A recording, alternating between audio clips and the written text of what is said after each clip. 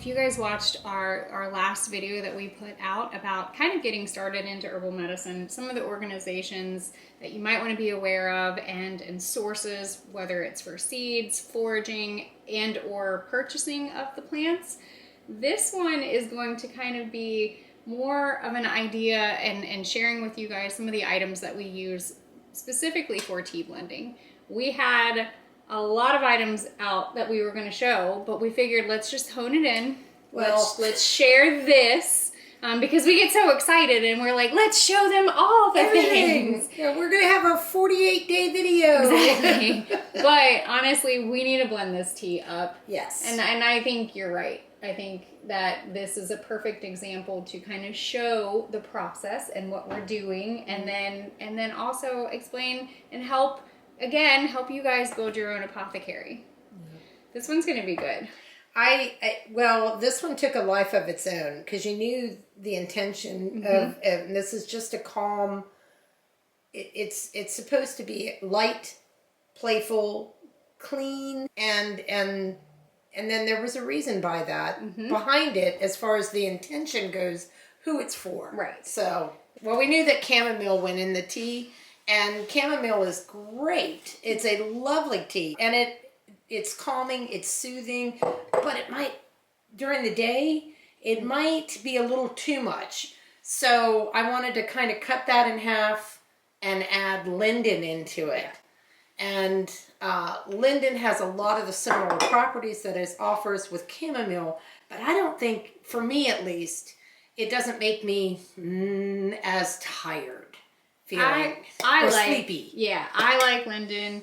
I like chamomile. Chamomile is also an anti-inflammatory, so if you have any aches and pains, and you're going to bed, a nighttime tea actually helps your body kind of restore for the next day, not just a sedative. So, I love the chamomile. It's very sweet, tastes like honey. Adding a little bit of linden into it as well is also great. Honestly, linden has become one of my favorite nighttime. So I agree. Then, what did we have? Oh, lemon balm. Lemon balm is also really good. That also kind of induces that relaxed, sleepy, well, not really sleepy. It's more a relaxing feeling. So we don't want to put anybody to sleep, but we want to make sure that we are calming those nerves down. We're putting people to sleep. This is going to knock somebody out. But yes, we could put green tea with it. No.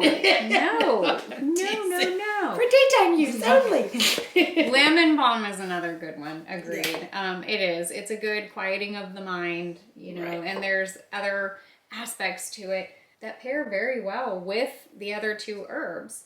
Now, peppermint and spearmint. Spearmint's a little bit sweeter than peppermint. I think so too. And it offers a little bit of a different flavor. Sometimes the peppermint can be a little harsh. Yeah, sharper. Yeah. So I agree. So that's kind of calm the tummy when you're not feeling good. Maybe your tummy's not feeling good, so we're going to calm things down a little bit. But the spearmint pairs well with the chamomile, especially if you have a little bit of a sweet desire for your tea. Yeah. So cat leaf, cat mint, the soothing one to calm the nerves, the irritation, and it tastes good too. And then a little bit of rose. Every opportunity that we have that we can put a little bit of rose in the teas, there's a whole thing about rose. Yes, it's a great antioxidant. Yeah, there's a lot of minerals and goodness in it, but it's also for the heart. It's also for healing, and that's in a more of an emotional level. Adding a little bit of rose is adding a little bit of love. And we look at tea blending the same way that we look at cooking. If you're not putting love into what you're doing, it's not going to taste very good. No. So, it's just food on a plate. Yeah. So this is more than just tea in a cup. Right. And we try to hit a lot of areas of the systems. And we can go really in depth on each individual plant. Right. But the intention that we want is we want to soothe the nervous system, calm the belly, and just overall kind of calm, just It's Quiet like a the breathe. mind. Yeah. Quiet It's just the mind. and then a little love behind it. And you can use what we're doing. You can mimic it. You can add to it. Just make it your own. But item-wise, one of the first things that we're going to need is a stainless steel bowl. We choose stainless steel because it's easier to clean, and they're lightweight enough, so if something happens, it's essentially, you know, not going to break. The other item that we will use is a measuring cup, and we have 1 cup here, but we have the assortment. We're probably going to be mainly using the 1 cup because I did not do dishes, so Are you telling on yourself? I am telling on myself. So this is what we have, but imagine the collection of measurements, of measuring cups. And then we also use this is a scale, which is really important, especially when you are working on formulas and you're doing it by weight. You want to have the same weight every single time. You can either do it by weight or you can do it by measuring cup.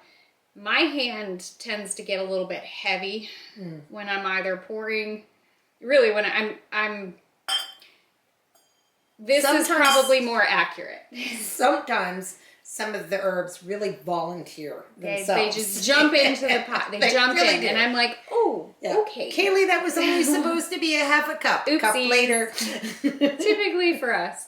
Now, the other thing that we will use once we formulate this and pour it off and then put it in a jar, you're going to want to get it out of the bowl into the jar without making too terribly of a mess. So I really love the stainless steel wide mouth funnels that you can place over your jars.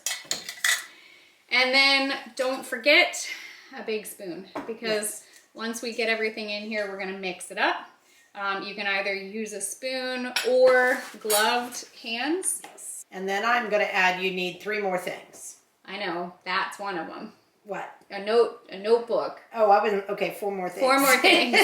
All right, go ahead. I was going to go with, then you need a teapot or something to boil water. Yes. A teacup. And I tell you what, these are the coolest little tea balls. I can't stand tea balls. They're not tea balls. I know they're not tea cylinders. Tea cylinders, but I've had these now for, what, a year? Yeah. And my husband got them for me. These are the coolest little things. We have 2 at the shop, 2 here, and everybody that sees them like, what is that? Yeah, you basically can just scoop up your herb and then shut it off, and then it sets right on your cup of tea, cup of water, and let it steep into that. These are nice. I really like our tea kettle.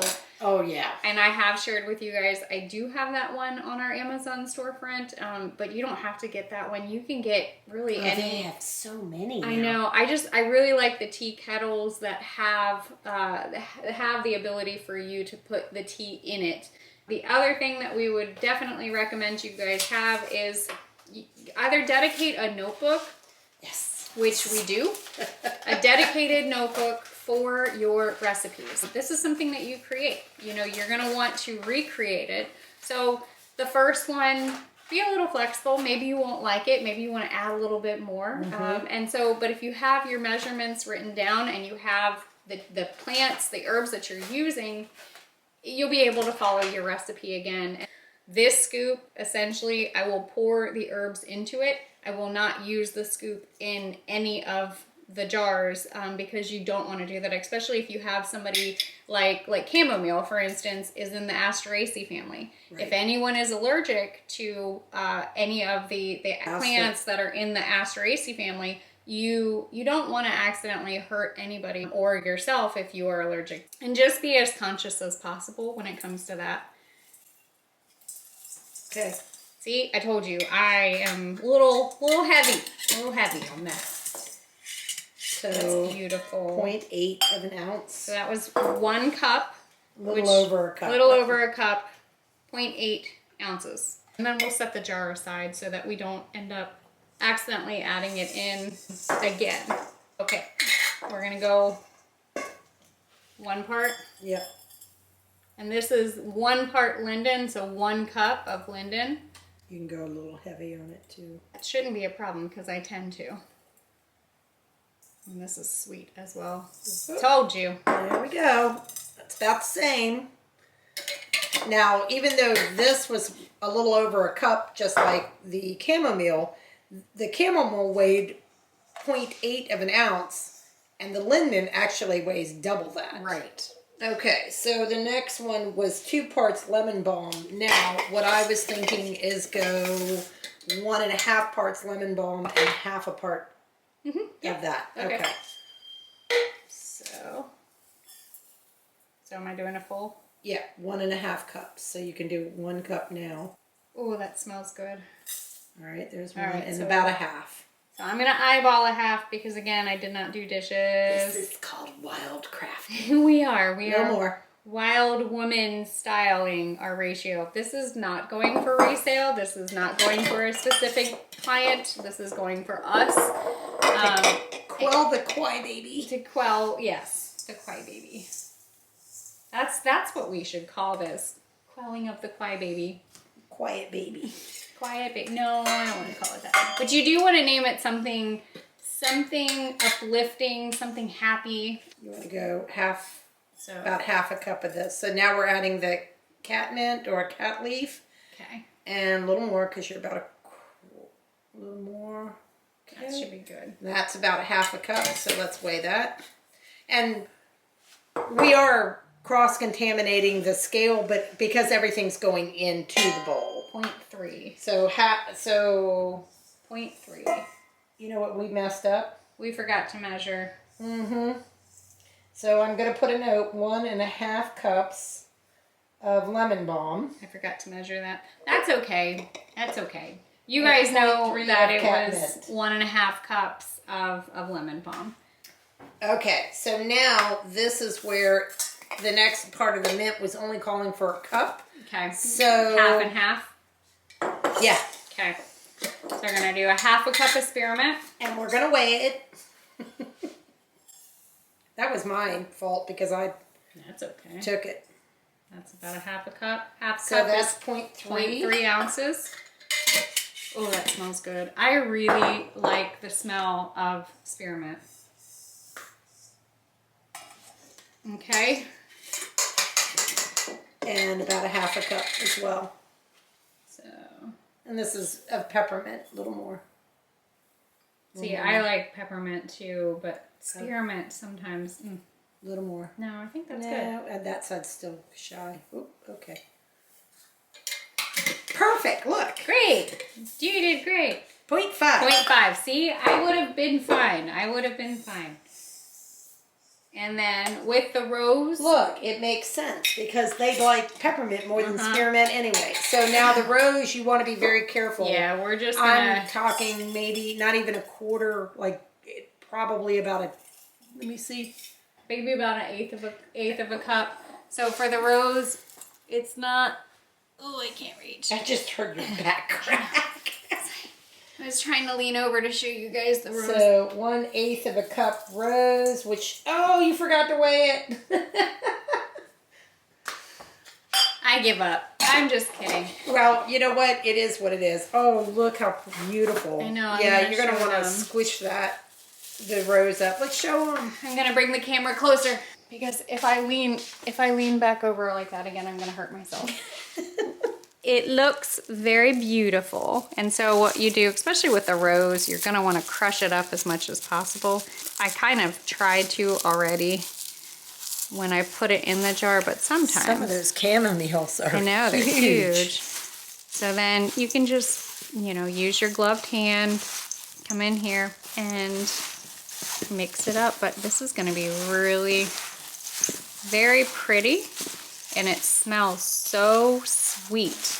I'm liking this one. I think we're gonna have to brew up a tea tonight. We need to brew up a little bit right now to taste it. Oh, I think it's going to be, I think it's gonna be phenomenal. So now we need to name it. And I'll write the recipe the way that we made it on the tag. Calming love, maybe? You know what I want to call it. What do you want to call it? I can't say it. Why? Because it's kind of... Why does it have a bad word in it? You can't. What do you want to call it? Can you change the bad word to something else? No. Okay. Well, again, you're going to want to name it something good and joyful. Calm. No, that's bad. Is it calm the something? Yes. Calm it down. Calm it down. Calm it down. Calm it down. With love. Calm it down with love. Right now. Right now. I'm just kidding. I like it. I think it's good. I want to take a nap. Okay. Name it, I want to take a nap. That's perfect. Do it. Done. That's what's fun, is having and inventing and playing around with words and not using bad words. Mother.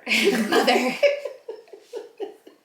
But I like this tea. I think we need to have a cup of it. And yeah. So maybe that's the fourth Monday of the week tea. yeah. Yes. Yes. Or a rainy day. Rainy day. No, I want to take a nap. That's good. That's good. Or I don't want to adult today. No adulting. No adulting. That's another good name. You guys can name this anything that you want. And I think I want to take a nap. I want to take a nap. I like that.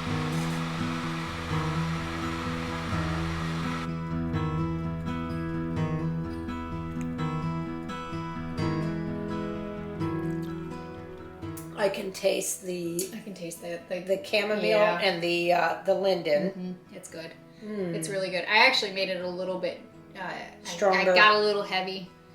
Got a little heavy on making that, so it's not bad. I really like it, but you can dilute it down. I mean, we use our kettle. I don't always measure, so no, that's sometimes we.